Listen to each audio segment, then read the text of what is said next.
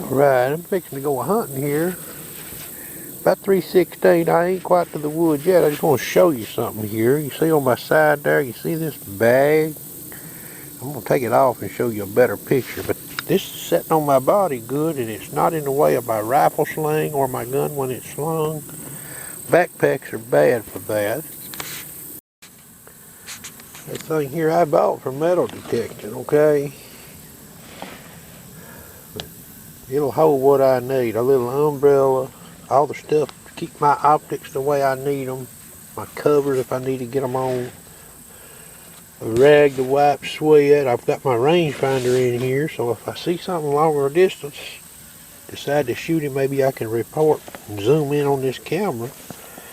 But the strap goes over your deck and fits good, and it's over here down low on your side, okay? And it's not in the way of my right side where I have to take the gun on and off on the sling.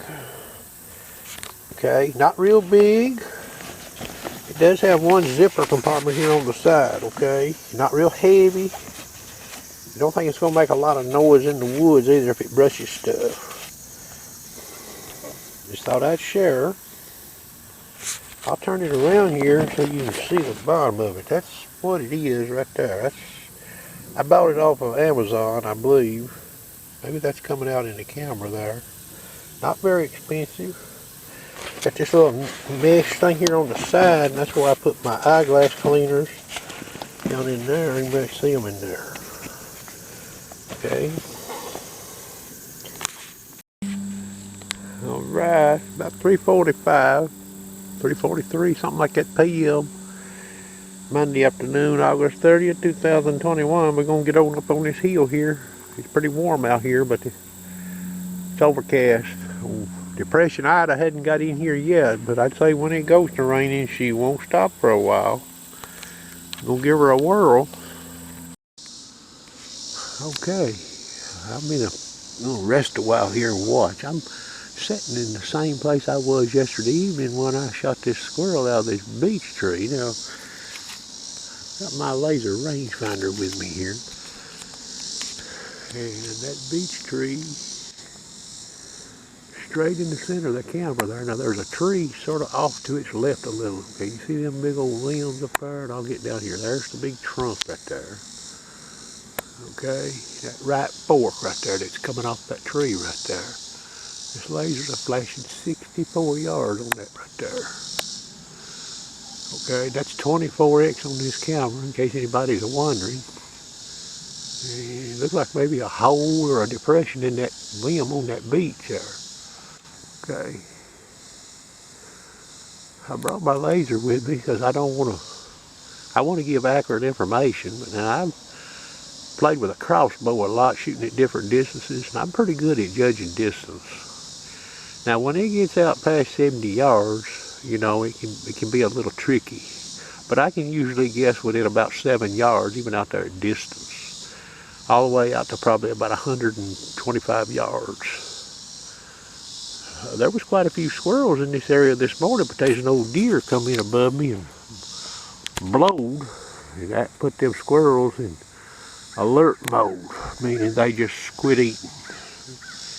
And one finally started eating, and that's the one I shot up here this morning that I didn't find.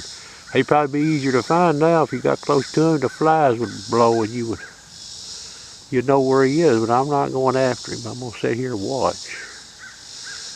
Quite a few trees here they're eating.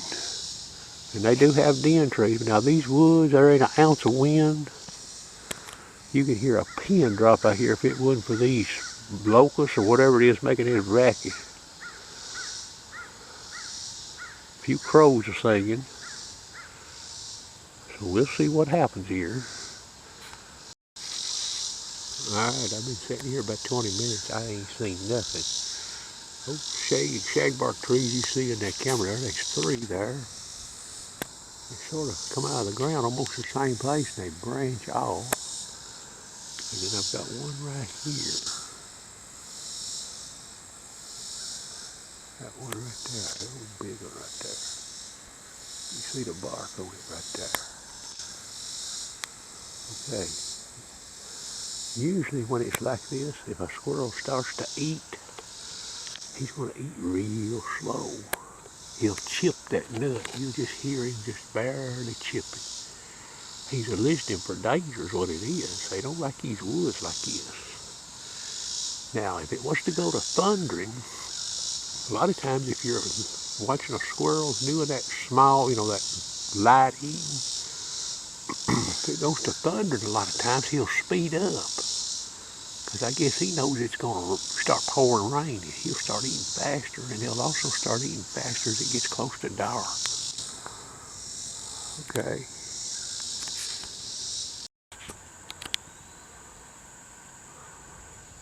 About 10 minutes after 5, and I hadn't seen nothing that resembles a squirrel. I hadn't heard anything at all. Very few birds, actually.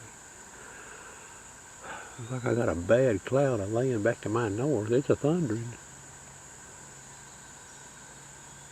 I don't know how much longer I'm going to stay. Might ought to slip back down here to this field and see if there's another groundhog. It's bad when you can kill more groundhogs than you can kill squirrels.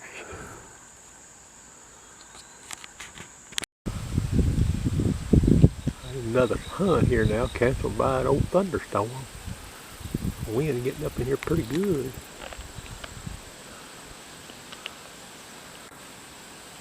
And them trees are moving. And some thunder coming in here, lightning too.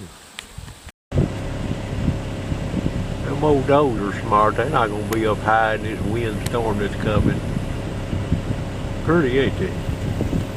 Move up real tight on one there. That's 48X right there. They're right at about 85 or 90 yards, 85 yards.